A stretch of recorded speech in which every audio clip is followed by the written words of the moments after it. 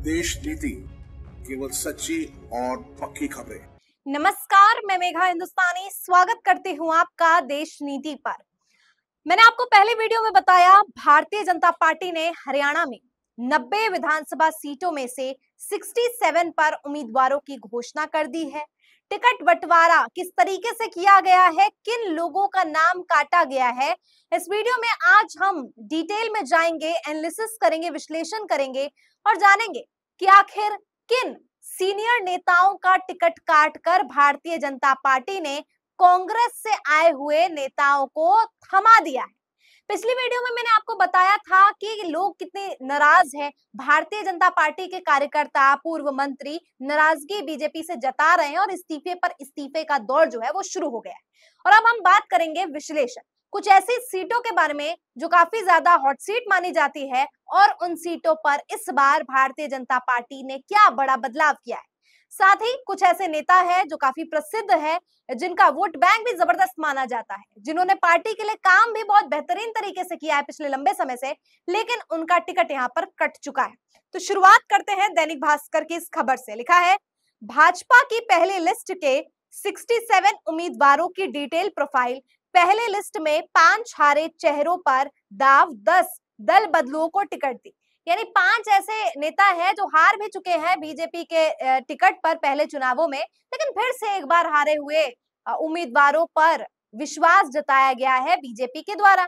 जरा सोचने कितनी विडंबना है कि जो बीजेपी के विधायक या जो बीजेपी के पूर्व मंत्री भी रह चुके हैं, उन्हें तक यहाँ पर टिकट नहीं दिया गया है और हारे हुए प्रत्याशियों पर फिर से जो है भरोसा जताया गया है। विडंबना ये भी है कि जिन लोगों पर भरोसा जताया गया उनमें से बहुत से ऐसे लोग हैं जो परिवारवाद के सहारे आगे बढ़े हैं, यानी जिन्हें अपने पिता और अपने दादा और पत्नी पति इनका जो है फायदा पहुंचा है। साथ ही बहुत से ऐसे नेता है, या मैं कहूँ लगभग ऐसे नेता है जिन्हें विपक्ष से आने के बाद ही, एक दिन बाद, 2 दिन बाद, कुछ घंटों बाद भी और कुछ महीनों बाद भी जो है कमान सौंप दी गई है कुछ सीटों की। तो चलिए शुरू करते हैं इस लिस्ट के बारे में। सबसे पहले आपको बताते हैं खुद लिस्ट की 6 खास बातें। लिस्ट में सुनील सांगवान का नाम है। ये वही जेल सुप्रिंटेंडेंट है जिन्होंने राम रहीम को 6 बार पैरोल दी थी। 3 दिन पहले भाजपा में शामिल हुए थे। अब दोस्तों इनके बारे में आपको बता दूं, इनका नाम है सुनील सांगवान। सुनील सांगवान जो है हरियाणा के चरखी दादरी से चुनाव लड़ने वाले हैं। सुनील सांगवान का जो है उन्हें टिकट मिला है और इन्होंने बबीता फोगाट का टिकट काटा है। बबीता फोगाट पहलवान, याद है आपको कि किस तरीके से चर्चाओं में वो आई है और फिलहाल भी आई है, क्योंकि राहुल गांधी या कांग्रेस की तरफ से विनेश फोगाट का नाम इसी सीट से आगे हो रहा था। और आपको बता दूं कि पिछली बार जब चुनाव बबीता यहाँ से लड़ी थी तो उन्हें हार का सामना करना पड़ा था। क्यों हार का सामना करना पड़ा था और यहाँ पे क्यों सुनील सांगवान पे विश्वास जताया है बीजेपी ने, वो देख लीजिए। खबर है एबीपी न्यूज की। बीजेपी उम्मीदवारों की लिस्ट आने के बाद राजनीतिक गलियारों में चर्चा है कि महिला पहलवानों के आंदोलन के दौरान बबीता फोगाट ने खुलकर बीजेपी और सरकार का समर्थन किया था। ऐसे में बीजेपी को लग रहा है कि बबीता फोगाट चरखी दादरी से चुनावी मैदान में उतरती है तो जीतना संभव नहीं, इसीलिए बीजेपी ने सुनील सांगवान को मौका दिया है। वही उम्मीदवारों की लिस्ट आने से पहले बबीता फोगाट ने चरखी दादरी सीट पर अपने सियासी अभियान को तेज कर दिया है। लगातार क्षेत्र में सक्रिय भी थी। ऐसे में लग रहा है कि एक बार फिर वह टिकट की चाहत में है, लेकिन सुनील सांगवान की एंट्री से उनकी सियासत जो है खेल बिगड़ चुकी है इस वक्त।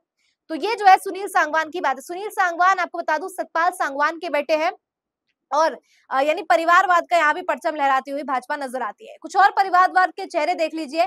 किरण चौधरी पूर्व में कांग्रेस के साथ ही जैसे ही भाजपा ज्वाइन करती है, इन्हें उपहार स्वरूप राज्यसभा का रास्ता दिखा दिया जाता है और अब श्रुति चौधरी, इनकी बेटी को भी तोहफा मिला है और टिकट इनको मिल गया है तोशाम सीट से। इसके बाद अगला नंबर आता है आरती राव का। आरती राव इंद्रजीत की बेटी है। राव इंद्रजीत भी पूर्व कांग्रेसी है और इन्हें जो है पटेली विधानसभा से सीट जो है, टिकट जो है यहाँ पे मिली है। इसके बाद आता है नाम मनमोहन भदाना का, जो कि करताल भदाना के बेटे हैं। अब मनमोहन भदाना की मैं बात करूं तो इन्हें समालखा जो पानीपत का विधानसभा सीट है वहां से टिकट मिला है और ये भी जो है पहले जो है बीजेपी में नहीं थे। इसके बाद नाम आता है सुनील सांगवान के बारे में मैंने आपको बता दिया और एक और बड़ा नाम जो है इस बार आदमपुर विधानसभा सीट से टिकट भारतीय जनता पार्टी के नेतृत्व में भव्य बिश्नोई को मिला है। भव्य बिश्नोई बेटे हैं कुलदीप बिश्नोई के और कुलदीप बिश्नोई जो है हरियाणा के पूर्व मुख्यमंत्री भजन लाल के बेटे हैं। तो ये समझ आ सकता है आपको, समझा जा सकता है परिवारवाद को कितना जो यहाँ पे प्रोत्साहित किया गया है। कुछ अन्य चेहरों के बारे में बात कर लेते हैं, उससे पहले कुछ लिस्ट की खास बातें। भाजपा में शामिल हुए जेजेपी के विधायक देवेंद्र बबली, राजकुमार गौतम और अनूप दानक को भी टिकट मिला है। तो ये वो बड़े नाम है जो पहले जेजेपी में थे, अब जो है भाजपा के टिकट पर चुनाव लड़ने वाले हैं। तो यहाँ पर भी भाजपा ने जो दूसरी पार्टी है उनसे आए हुए नेताओं पर विश्वास जताया है। 3 दिन पहले भाजपा में शामिल हुई अंबाला की मेयर शक्ति रानी शर्मा को कालका से उम्मीदवार बनाया गया है। रतिया सीट से पूर्व सांसद सुनील दुग्गल को टिकट दिया गया है। लोकसभा चुनाव में सिरसा को उनका टिकट जो है काट दिया गया था। भारतीय कबड्डी टीम के पूर्व कप्तान दीपक हुड्डा को महम सीट का टिकट मिला है। 5 नेताओं के परिवार को भी टिकट मिला है। इसमें कुलदीप बिश्नोई के विधायक बेटे भव्य बिश्नोई, किरण चौधरी की बेटी श्रुति चौधरी, केंद्रीय राज्य मंत्री राव इंद्रजीत सिंह की बेटी आरती राव, सतपाल सांगवान के बेटे सुनील सांगवान और विनोद शर्मा की पत्नी शक्ति रानी शर्मा को टिकट मिला है। एक राज्यसभा सांसद कृष्णपाल पवार को भी भाजपा ने उम्मीदवार बनाया है। तो ये तमाम वो बड़े नाम हैं जिनके बारे में हम आगे भी चर्चा करेंगे। तो चलिए एक बार भव्य बिश्नोई के बारे में जानते हैं। इनकी उम्र 26 वर्ष है। आदमपुर हिसार से इनको जो है टिकट मिला है और ये चौधरी भजनलाल जो है बिश्नोई के पोते हैं। पिता कुलदीप बिश्नोई है, वर्तमान में बिश्नोई समाज के संरक्षण और 2 बार लोकसभा सांसद, 4 बार विधायक और केंद्रीय भाजपा नेता है। माता रेणुका बिश्नोई भी 2 बार विधायक रह चुकी है। क्यों टिकट मिला है? क्योंकि भजनलाल परिवार ने 56 साल में इस सीट पर राज किया है और इस कारण फिर से जो है परिवारवाद को प्रोत्साहित किया गया है। इसके बाद एक बड़ा नाम मानी जा रही है शक्ति रानी शर्मा, जो है 61 साल के यहाँ पर कालका पंचकूला से उनको टिकट मिला है भाजपा की तरफ से। पूर्व मंत्री विनोद शर्मा की पत्नी है शक्ति रानी शर्मा। अंबाला नगर निगम चुनाव में 8,084 वोटों से जीतकर पहली महिला मेयर बनी थी। राज्यसभा चुनाव में भाजपा ने निर्दलीय उम्मीदवार कार्तिकेय शर्मा को समर्थन दिया था। कार्तिकेय मेयर शक्ति रानी शर्मा के बेटे हैं। इसके बाद श्रुति चौधरी के बारे में आपको बताया कि परिवार हरियाणा के प्रमुख राजनीतिक परिवारों में से एक है चौधरी परिवार। दादा हरियाणा के पूर्व मुख्यमंत्री बंसीलाल है। सुरेंद्र सिंह और यहाँ पर किरण चौधरी की बेटी है, दोनों हरियाणा सरकार में मंत्री है। 2009 में भिवानी महेंद्रगढ़ सीट से सांसद बनी थी। क्यों मिला है टिकट? क्योंकि परिवार की राजनीतिक पकड़ मजबूत है। अनिल विज का बड़ा नाम है। अंबाला कैंट से इन्हें टिकट मिला है। क्यों मिला है टिकट? क्योंकि तुरंत फैसला लेने वाले नेता के रूप में जनता में काफी ज्यादा लोकप्रिय है और एबीवीपी से ये काफी लंबे समय से जुड़े हुए हैं। 1990 में उपचुनाव लड़कर पहली बार भाजपा की टिकट पर विधायक बने थे। 2014 में हरियाणा की कैबिनेट में शामिल हुए थे। अब बात करते हैं मौजूदा मुख्यमंत्री नयाब सिंह सैनी की। नयाब सिंह सैनी को टिकट मिला है क्योंकि वो केंद्रीय मंत्री मनोहर लाल और पीएम मोदी के करीबी माने जाते हैं। लेकिन आपको बता दें कि नयाब सिंह सैनी को जहाँ पे हारी हुई सीट पर एक बार फिर से विश्वास जताया गया। बताइए इससे ज्यादा विडंबना क्या होगी। खैर ये वो चेहरे हैं जिन पर आज चर्चा करना जरूरी था। इसके अलावा आपको बताते हैं कि 3 ऐसे केंद्रीय मंत्री हैं जिन्हें भारतीय जनता पार्टी ने टिकट नहीं दिए, टिकट काट दिया है। चाहे वो रणजीत चौटाला हो, चाहे वो विश्वभर वाल्मीकि हो, चाहे वो संजय सिंह हो। हरियाणा के दिग्गज नेताओं में से माने जाते हैं तमाम मंत्री जिसे बीजेपी ने टिकट नहीं दिया है। खबर भी है महेंद्रगढ़ से भाजपा नेता रामविलास शर्मा। देखिए ये 3 बड़े नाम है। इसके अलावा रामविलास शर्मा भी वो नाम है जिन्हें टिकट जो है होल्ड पर रखा गया है, नहीं दिया गया। क्या है खबर? देखिए जनता में चर्चा का बना विषय टिकटों की पहली सूची में नहीं नाम।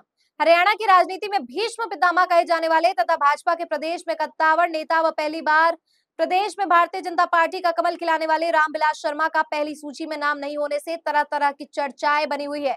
वही राजनीति के जानकारों का कहना है कि रामविलास की टिकट कटना मुश्किल है, लेकिन रामविलास शर्मा के नाम की जगह अन्य नाम की चर्चा भी इस बार महेंद्रगढ़ विधानसभा में चल रही है।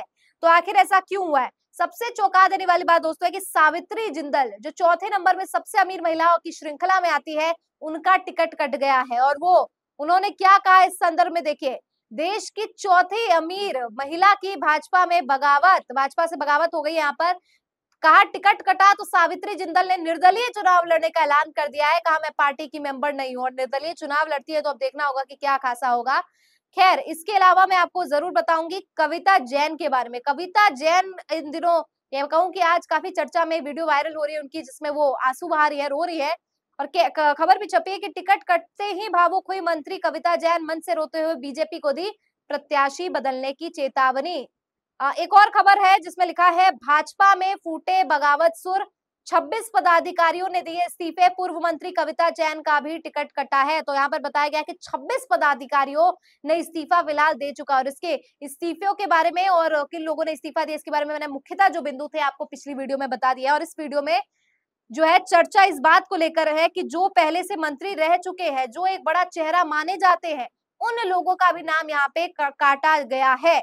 तो ये तमाम लोग हैं जिनके नाम जो है आए हैं या वो है जिन्हें परिवारवाद के जरिए राजनीति में प्रोत्साहित किया जा रहा है। और वो चेहरे भी है जो पहले कांग्रेस या जेजेपी के करीबन 7 लोग बताए जा रहे हैं जिनको प्राथमिकता दी गई है टिकट देने में।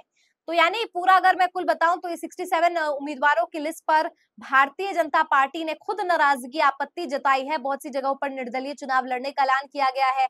तो बहुत सी जगहों पे नाराजगी और आंसू बह रहे हैं लोगों के। बहुत से विधायक, बहुत से पूर्व विधायक, पूर्व मंत्री तक को टिकट न मिलना, भारतीय जनता पार्टी की रणनीति रची गई।